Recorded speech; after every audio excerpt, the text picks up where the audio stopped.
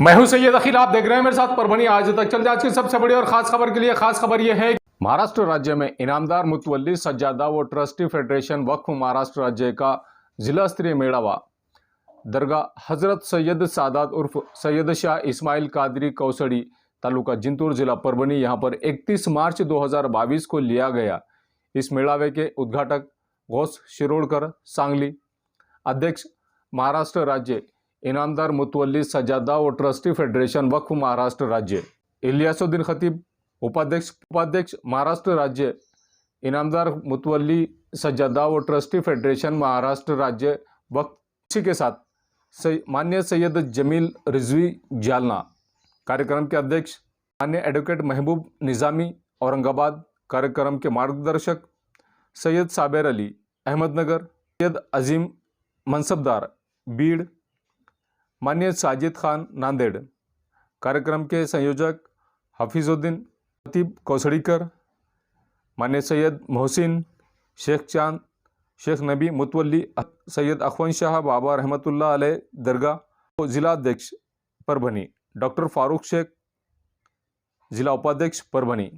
इनकी मौजूदगी में ये प्रोग्राम लिया गया और जिस तरह से राजाओं ने जिस तरह से मुसलमानों को उनकी खिदमत के लिए ज़मीनात तोहफे में दिए, ज़मीनात इनाम में दी, ज़मीनात उन लोगों को वक्फ की जो ज़रूरतमंद लोगों की मदद करते हैं, जो लोग ईदगाहों की निगरानी करते हैं, दरगाहों की निगरानी करते हैं, मसाजिद में इमामत करते हैं, मसाजिद में खिदमत अंजाम देते हैं, मसाजिद में मौज़नी का काम करते हैं, जो लोग पानी पिलाने का काम करते हैं, जो लोग खानखाहों में लंगर खिलाने का काम करते हैं, ऐसे सभी लोगों को इनामात से नवाजा गया था। और आज वही लोग परेशान हो गए हैं और वही लोग बेबस हो गए हैं, वही लोग मजबूर हो गए। वक्फ बोर्ड के ज़रिए से इन लोगों की ज़मीनें हथियाई जा रही हैं, ऐसा भी आरोप इन लोगों ने लगाया है। और जिन मुसलमानों की ज़मीनात जिन ठेकेदारों के गुत्तेदारों के पास में हैं, वो लोग अब अपनी ज़मीनात वापस लेने की कोशिश में हैं। क्या ये ज़मीनात इन्हें वापस मिलेगी, ये तो आने वाला वक्त ही बताएगा। लेकिन इस प्रोग्राम की शुरुआत कुरान पाक की तिलावत से की गई है। जिले के इस मौके पर परभनी ज़िले के सभी मुतवल्ली, इनामदार, सज्जादा, ट्रस्टी, ये सब लोग मौजूद थे। बड़ी तादाद में लोग यहाँ पर मौजूद थे। जिस तरह से ये पहला मेड़ावा लिया गया है परभनी ज़िले में, महाराष्ट्र राज्य में पहला मेड़ावा परभनी ज़िले का लिया गया है। और महाराष्ट्र के मराठवाड़ा रीजन में जिस तरह से दरगाहें हैं, खानखाहें हैं और इनामदार मुतवल्ली यहाँ पर ज़्यादा से ज़्यादा ज़मीनात, हज़ारों एकड़ ज़मीनात मराठवाड़ा रीजन में इनामी ज़मीन के तौर पर है और इन इनामी ज़मीनात पर कब्ज़ेजात दूसरों के हैं, 7/12 में नाम दूसरे लोगों के हैं। इनामदार इससे महरूम रहे हुए हैं। आप ये नज़ारा देख सकते हैं कि किस तरह से यहाँ पर इस प्रोग्राम में लोग आए हुए थे, इस मेड़ावे में लोग आए हुए थे। और इस प्रोग्राम को कामयाब करने के लिए तमाम कौसड़ी के लोगों ने जद्दोजहद की है। कौसड़ी के लोगों ने, मुस्लिम समाज के कौसड़ी के लोग इस प्रोग्राम को कामयाब करने के लिए। उसके अंदर क्या है, और इनामदारों के बहुत सारे तकलीफात है, जैसा कि विरासत की कार्रवाई 25 साल से पेंडिंग है, कोई उसको देख रहा नहीं। और वहाँ से आता है कि आपकी विरासत नहीं करे, इसके लिए तुम्हारा प्रॉपर्टी जब्त करेंगे। अरे तुम कर रहे थे ना विरासत, 25-30 साल से तुम्हारे पेंडिंग है, कौन बोलेगा? आज जा रहे कोर्टों में, जा रहे चक्कर हमारे, कुछ भी नहीं हो रहा। तो फेडरेशन के एक जगह आएंगे, जब आवाज़ उठेगा, उनके कान तक आवाज़ देंगे तो जब होगा काम। दूसरी बात, विरासत होने के बाद वहाँ पर मुतवल्ली नहीं बनाते, वहाँ पर कहाँ पर वक्फ बोर्ड में चक्रा मार के लोग अभी तक कोई मुतवल्ली नहीं बनाए। कितने दिन से मौलाना जब थे बोर्ड में, उन्होंने पूरे इनामदारों को जो है जो आए, जो सब मुतवल्लियों को उन्होंने जो है तो मुतवल्ली बना के उनको लोगों पे हम अपॉइंट करे हुए। लेकिन बताना है कि ये जो हमारे मोरूसी हक है, ये आपके किसी से हमको ये नहीं है। वो जो आता था हथियाई शाही था, वहाँ से हमको आए हुए और उसके लिए हम लड़ रहे हैं। कोई किसी के हमारा हक मान रहे हैं, किसी से छीन नहीं रहे हैं। और ये लोगों का काम है कि ये हमसे छीनना चाह रहे हैं, इनामदारों से छीनना चाह रहे हैं, इनकी ये कोशिश है। उसके अलावा मैं आपको बताता हूँ कि वक्फ बोर्ड के अंदर जितने भी इलीगल काम हुए हैं, इससे पहले एक एटी के शेयर कमीशन रिपोर्ट बैठा, उसने ये बताया था कि इनामदारों से महसूल डिपार्टमेंट ने बहुत सारे प्राइवेट लोगों के नाम 7/12 में लगाए गए। उसने बोला था कि इसमें 7/12 का कलर चेंज किया जाए, जो उसका कलर है वाइट, उसके अलावा पीला या नीला, ऐसा कुछ इनामी ज़मीन का कलर कर दिया जाए। तो यहाँ महाराष्ट्र गवर्नमेंट के अंदर दो ऐसे चंगू मंगू बैठे हुए हैं जो मुसलमान है अधिकारी, उन्होंने इतना बड़ा नुकसान किया, उस डेफिनेशन को उन्होंने गवर्नमेंट के सामने एक गलत तरीके से पेश किया और कहा कि वो एटी के शेख साहब ने ये रिकमेंड किया है कि इसमें से मुतवल्लियों के, इनामदारों के, सज्जादों के, खतीबों के नाम उड़ा दिया और नाम उड़ गए। उसके पूरे डॉक्यूमेंट हमारे पास है, हमने पूरी संचिका उसकी निकाली, एटी के शेख की रिपोर्ट हमारे पास है, उसमें कहीं ऐसा लिखा हुआ नहीं। तो ये भी आपके ज्यादती थी। उसके अलावा मैं बताता हूँ, एटी के शेफ के अंदर इतने कमीशन के अंदर जितने सुझाव हैं, उस सुझाव पे आज तक बोर्ड ने कोई अमलावरी नहीं की। आज 19 FIR उन्होंने बता रहे हैं, उसमें से 17 FIR सिर्फ मराठवाड़े में झाले पाहिजे अशा प्रकारची एक मागणी येऊन गेली। 10 ते 15 वर्ष झालं माननीय गौरव शिरोळकर आणि इतर जे आमचे काही सर्व पदाधिकारी होते एका विशेष संघटनेच्या माध्यमातून आम्ही गेली 10-15 वर्ष आम्ही संघर्ष करत होतो। तर या सगळ्या संघर्षामध्ये होत काय होतं तर राज्यव्यापी संघटना होती, राज्यव्यापी संघटनामध्ये या सगळ्या आम्ही मुद्दे घेऊन लढत होतो। इनामुद्दीन खालसा करा, इनामुद्दीन खालसा करा म्हणजे ज्या लोकांच्याकडे देवस्थानच्या जमिनी आहेत, मग त्या हिंदूंच्याकडे असतील, इतर ख्रिश्चनच्याकडे असतील, आपल्या मुस्लिम समाजाकडे असतील किंवा इतर सगळ्या जमिनी असतील, किंवा यांना इनाम मिळालं त्यांच्याकडून तिसऱ्या एका परिवाराकडे ते इनाम कसून खाण्यासाठी आहे। अशा पद्धतीने बराच त्यामध्ये जे काही जमिनीबाबतचे विस्ताराने हे आहे त्या सगळ्या जमिनीचा खालसा झाल्या पाहिजे, या सगळ्या कसणाऱ्या शेतकऱ्यांच्या नावावर झाली पाहिजे। मैं आप लोगों को एक 2 या 3 बातें बताता हूँ। हम लोगों को ये ज़्यादा मसला इस 5 साल में क्यों हो रहा है। सबसे पहली बात ये है कि वोट के अंदर हमारा कोई नुमाइंदा नहीं है। सबसे पहली बात, अगर हमारा कोई वहाँ पर नुमाइंदा होता, जैसे इनामदारों के अंदर से 2 मेंबर आते हैं, पिछले 5 साल में मौलाना मेंबर थे, हमने वोट दिया था मौलाना को, और जब मौलाना को हमने वोट दिया था तो मौलाना से झगड़ के काम भी ले सकते थे क्योंकि हमारा हक था। जब हमारे वोट के अंदर 70% जमीनें मराठवाड़े के अंदर है और फिर भी हमारा कोई मेंबर नहीं है, ये हमारी बदनसीबी है और उसके जिम्मेदार हम खुद हैं। हमारी नुमाइंदगी वक्फ बोर्ड के अंदर जो है तो सही तरीके से नहीं हो रही है। हमारी वहाँ बात रखने वाले नहीं है। एक टाइम में जब सैयद जमील साहब वहाँ वक्फ बोर्ड में मेंबर थे तो मराठवाड़े का रिप्रेजेंटेशन जो है तो बहुत अच्छी तरीके से होता था और हम लोग अपनी बात लेके उन तक जाते थे और वहाँ वक्फ बोर्ड की मीटिंग में बात रखी भी जाती थी। मगर आज ऐसा वक्त आ गया है कि वहाँ रिप्रेजेंटेशन नुमाइंदगी बराबर से नहीं है। उसकी एक वजह क्या है?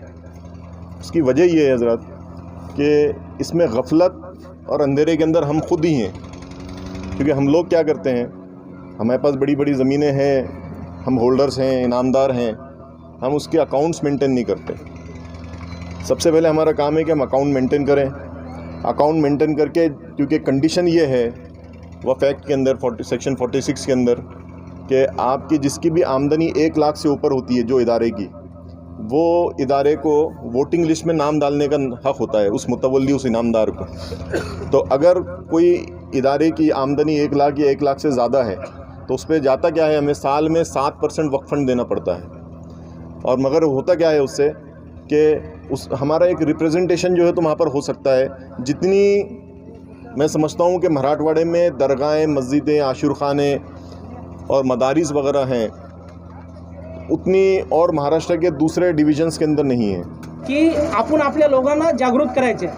हे जे फेडरेशन आहे त्याचा उद्देश एक आहे की इनामदारांच्यासाठी बनवलेलं फेडरेशन आहे। यात थर्ड पार्टी कोणीही नाही आहे। हे सगळे स्टेजवर बसलेले असतील किंवा मी असेल, माझी जमीन आहे, मी पण इनामदार आहे, मी माझ्या हक्कासाठी लढणार आहे, तुम्ही सर्वांनी पण लढलं पाहिजे ह्या मताचा मी आहे।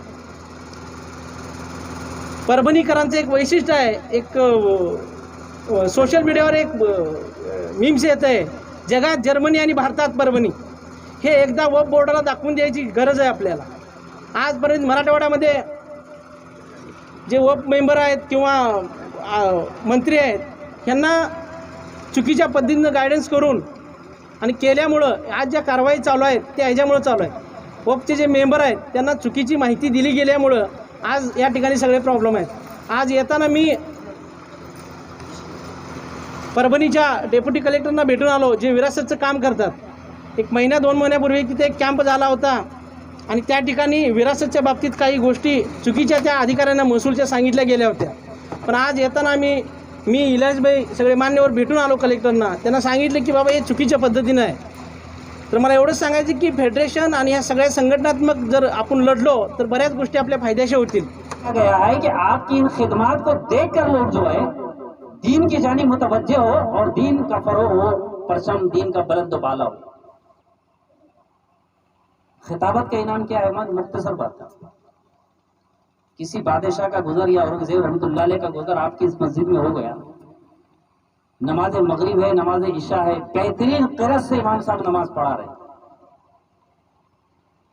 औरंगजेब को पसंद आ गई, फौरन बाहर नमाज के बाद फारिग होने के बाद मुसाफा किया, शख्स को बुलाया, आपकी माशाअल्लाह खिदमत और आपकी आवाज़, कुरान पढ़ने का अंदाज, कवायद से आपने कुरान को पढ़ा, बेहतरीन आवाज़ आपकी है माशाअल्लाह, सुभान अल्लाह। मैं खुश होकर आपकी इस खिदमत पर इमामत का इनाम आपको 100 एकड़ पेश करता हूँ, कबूल फरमाइए। ये इनाम 100 एकड़ का इनाम दे दिया गया। कंडीशन डाली गई, ये ड्यूटी आप ही की रहेगी, आप ही को ये फर्ज अंजाम देना होगा। 60% आप अपनी फैमिली पे इसकी इनकम को इस्तेमाल करें और 40% इस इदारे पे लगाया। ये आपकी ड्यूटी है, ये कहकर ही इनाम दिया गया है ना। सब इनाम की यही कंडीशन है। तो कहीं तो भी ब्रिज हो रहा है, मैं समझता हूँ कहीं तो भी शर्त जो है मनसूख हो रही है, टूट रही है। उसी का वबाल मैं समझता हूँ कि ये जो हम और आप देख रहे हैं ना, उसी का ये वबाल हमें नजर आ रहा है। अपने आप को भी मैं समझता हूँ कि हमने एहतसाब करे अपना, हम क्या है, हमारी जिम्मेदारी क्या थी, आज क्या होना चाहिए और आज हम क्या है। काजी साहब का बच्चा दीन के लाइन पे होना चाहिए था, ऑटो रिक्शा चला रहा है, पप्पड़ बेच रहा है, चाल के होटल है, मैकेनिक बना हुआ है, वो तेरा काम नहीं है। रोजी तो तुझे यहाँ भी मिलेगी, जो वहाँ कमा रहा है ना उससे बेहतर मिलेगी, इत्मीनान की मिलेगी और सुकून की मिलेगी। क्यों? कि तेरे खानदान में अल्लाह ने यह खिदमत लिखी है और तूने खानदान से वो अफराद को बाहर कर दिया जो इस लाइन पे चलने वाले हैं, ये मिशन को लेके चलने वाले। तो है या नहीं है ये जिम्मेदारी हमारी। सैयद जमील सैयद जानी मियाँ, इनामदार मुतवल्ली दरगाह सैयद अहमद शेरसवार, सेक्रेटरी इनामदार मुतवल्ली सज्जादा फेडरेशन महाराष्ट्र राज्य। उनके लिए आह्वान ये है कि उनको जिस बुनियाद पर इनाम दिया गया है वो अपनी खिदमात को मुकम्मल तौर पर अदा करे और उसका हक़ अदा करे कि जिन्होंने उनको वक्फ़ दिया है या इनाम में वो ज़मीन दी है वो उसी के तहत जो तो अपनी खिदमात को अंजाम दे और साथ ही इदारे का मेंटेनेंस का भी वो ख्याल रखे और वक्फ़ क़ानून जो आया है क़ानून के मुताबिक ही वो मुकम्मल तौर पे काम करे। तो मैं समझता हूँ कि किसी भी किस्म की कोई तकलीफ़ किसी इनामदार या मुतवल्ली को नहीं आएगी। अब जो कानूनी तकालीफ़ है उसके लिए हम कोशिश कर रहे हैं, फेडरेशन हमारा कोशिश कर रहा है कि 7/12 से जो नाम निकाले गए हैं 7/12 पर कहीं ना कहीं इनामदार मुतवल्ली और सज्जादे का नाम आना चाहिए। और जिन लोगों ने ज़मीन को बग़ैर कानून को हाथ में लेकर फ़रोख्त किया है उन पर भी हम चाहेंगे कि कार्रवाई होनी चाहिए, क्योंकि ये इनाम सिर्फ उसकी फैमिली की हद तक नहीं है, ता क़यामत तक के लिए इनाम है। जब तक कि वो इदारा रहेगा उसकी नस्ल से वहाँ पे खिदमत होती रहेगी और वो इदारा बहाल रहेगा, वहाँ दीन की खिदमत होती रहेगी, नमाज़ें होती रहेगी, दिन का काम होता रहेगा। तो जो बुनियाद पर मंशे वक़्फ़ को मद्देनज़र रख के इनाम दिया गया है वो अपनी खिदमत को पहचाने और मुकम्मल तौर पे खिदमत अंजाम दे, तो इंशाअल्लाह किसी भी किस्म की कोई तकलीफ़ नहीं आएगी। एक बात, दूसरी बात यह है कि वक्फ बोर्ड जो कार्रवाई कर रहा है उनका कार्रवाई करना मैं समझता हूँ कि हक़ बजानिब है, लेकिन बोर्ड को ये चाहिए कि एफ़आईआर करने से पहले उसकी तहक़ीक़ कर ले, इसकी इंक्वायरी कर ले। हो ये रहा है कि कोई और ज़मीन को बेच रहा है, अलाइनेशन कर रहा है, ज़मीन पे अतिक्रमण हो रहे हैं और कार्रवाई जो है तो इनामदार मुतवल्ली पे हो रही है, तो ये मुनासिब नहीं है। इसके लिए भी हमारा फेडरेशन वफ़ के जो ज़िम्मेदार है, मेम्बरान है और सदर है, उनसे नुमाइंदगी करेंगे और अपनी जो बाजू है उनके सामने रखेंगे कि हमारी बाजू ये है और ये हमारी खिदमत है और ये खिदमत हम अंजाम दे रहे हैं। कहीं अगर कोई गैर कानूनी काम होता है तो कार्रवाई करने का वक्फ बोर्ड को पूरा हक़ और अधिकार है। आज फेडरेशन की जानिब से जो काम चल रहा है महाराष्ट्र भर में, हमारा टारगेट ये है कि जो गलत काम हो रहे हैं और जो ज़मीनात के इनामदारों को छोड़ के बाकी लोग इसका फ़ायदा उठा रहे हैं, ये नहीं होना चाहिए। और दूसरा ये है कि बोर्ड के कुछ लोग कुछ गलत कर रहे हैं, तो उसका भी हम जो बोर्ड के सदर है उनसे बात करके उनको बताएंगे ये जो कर रहे हैं गलत कर रहे हैं और इसके बारे में हम जल्दी आवाज़ उठाएंगे। इस फेडरेशन से जुड़ने का मकसद मेरा वही है, जैसा आपने एक बहुत अच्छा सवाल पूछा कि इनामी ज़मीनात जो इतनी ज़्यादा है मराठवाड़े के अंदर, इसका इस्तेमाल कौम की मिलत की रहनुमा उनकी तरक्की के लिए कुछ हो सकता है क्या। मैं कहूँगा कि अभी मराठवाड़े में जितनी ज़मीनात पॉलिटिशियंस के पास नाजायज़ कब्ज़े के तौर पे जमा है और जितनी जायदाद सरकारी इदारों ने वहाँ पे कब्ज़े किए हुए हैं, तो अगर वक्फ लीज रूल जो 2013 और 15 में उसमें अमेंडमेंट हुआ है वो आया था, तो उसके हिसाब से अगर उनको भाड़ा या किराया लगाया जाए तो इतना पैसा वहाँ पर जमा हो जाएगा कि इस कौम को किसी अलग से एक महामंडल, वित्तीय महामंडल बनाने की ज़रूरत नहीं पड़ेगी। वक्फ बोर्ड के पास इतना पैसा होगा कि वो इमामों को, मौज़नों को तनख्वाह देने के साथ साथ यहाँ के गरीब, मुफलिस और नादार जो बच्चे हैं जो पढ़ने की इच्छा रखते हैं मगर पढ़ नहीं पाते फाइनेंशियली, तो उनको मदद भी कर सकेगा। इतना पैसा होगा तो उन ज़मीनात का ऐसा भी इस्तेमाल हो सकता है। तो पहले ऐसे बड़े लोगों के पास जो ज़मीनात है वो बोर्ड ताबे में ले और उसका सही इस्तेमाल करे, ये भी एक है। अभी यहाँ पर ऐसा रहा है कि जो इनामदारों के पास छोटी मोटी ज़मीनात पड़ी हुई है, तो कुछ लोग ऐसा एक मंशा बना रहे हैं कि इनसे किस तरह से छीनी जाए, कमेटी बनाकर या किसी तरीके से। तो ये एक गलत तरीक़ा है। पहले ऐसे बड़े बड़े जो इंक्रोचर है जिन्होंने बड़े बड़ी ज़मीनात कब्ज़े में रखी है, पहले उनसे हासिल की जाए, उन पर एफ़आईआर की जाए और उस ज़मीन को कौम और मिलत के लिए इस्तेमाल किया जाए।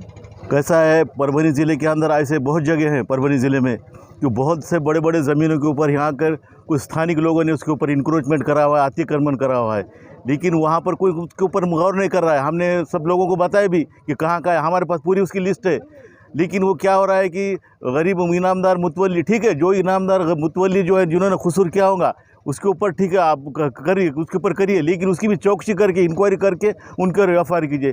किसी भी के बोलने के ऊपर मत कीजिए। कोई 100 रुपये का बॉन्ड दे दिया उसके ऊपर बता रहे, उसके अंदर जाके उसकी इंक्वायरी कीजिए। इंक्वायरी करने के बाद उसके ऊपर कार्रवाई कीजिए। हम ऐसा करना चाहते हैं। और जो बड़े बड़े लोग हैं, वो कोई पॉलिटिकल होंगे, कोई बड़े व्यापारी होंगे, कोई भी होंगे, यहाँ के स्थानिक लोग होंगे, गांव के शहर के, वो उन्होंने जो भी इंक्रोचमेंट अतिक्रमण करे होंगे उसको अंदर उसको कटघरे में जाके खड़े करना चाहिए, ये मैं कहना चाहता हूँ। और फेडरेशन सबको जो है तो ये पूरों को जो है तो सबका पूरा निकाल कर वो है तो वक्फ बोर्ड के जो है तो चेयरमैन और वक्फ मंत्री, अल्पसंख्यक मंत्री, इनके पास हम जल्दी ले आकर फेडरेशन वहाँ पर देने वाला है, तो ये हमारा काम रहेगा। ये न्यूज़ कवर किया हमारे परभणी आज तक के कार्यकारी संपादक बाबरुद्दीन सिद्दीकी, 24/7 माझा महाराष्ट्र न्यूज़ चैनल के कार्यकारी संपादक सत्तार खान पठान, परभणी टुडे के कार्यकारी संपादक रियाज कुरैशी, इन्होंने मिलकर मैं हूं सैयद अखिल। आप देखते रहिए मेरे साथ परभणी आज तक। आप हमारे चैनल को सब्सक्राइब करें, सब्सक्राइब करने के बाद बेल आइकन का बटन जरूर दबाएं। उसी के साथ आप हमारे चैनल को लाइक करें, शेयर करें और कमेंट करना ना भूलें। आप हमें Facebook, Twitter, Instagram, Telegram, WhatsApp और यूट्यूब पर भी फॉलो कर सकते हैं। आपको हमारी न्यूज़ किस तरह से पसंद आ रही है, इस बारे में हमें कॉमेंट बॉक्स में कॉमेंट जरूर करें। मुझे दीजिए इजाज़त। जय हिंद। मिर्जा मेस, सूबेदार नगर, डिपो के पास, परभणी। अगर आप परभणी शहर में रहते हैं और घर के खाने का लुत्फ लेना है तो संपर्क जरूर करें। मिर्जा मेस, सूबेदार नगर, डिपो के पास, परभणी। घर पहुंच सेवा खाने के टिफिन के लिए जरूर संपर्क करें। मोबाइल क्रमांक 8830266947।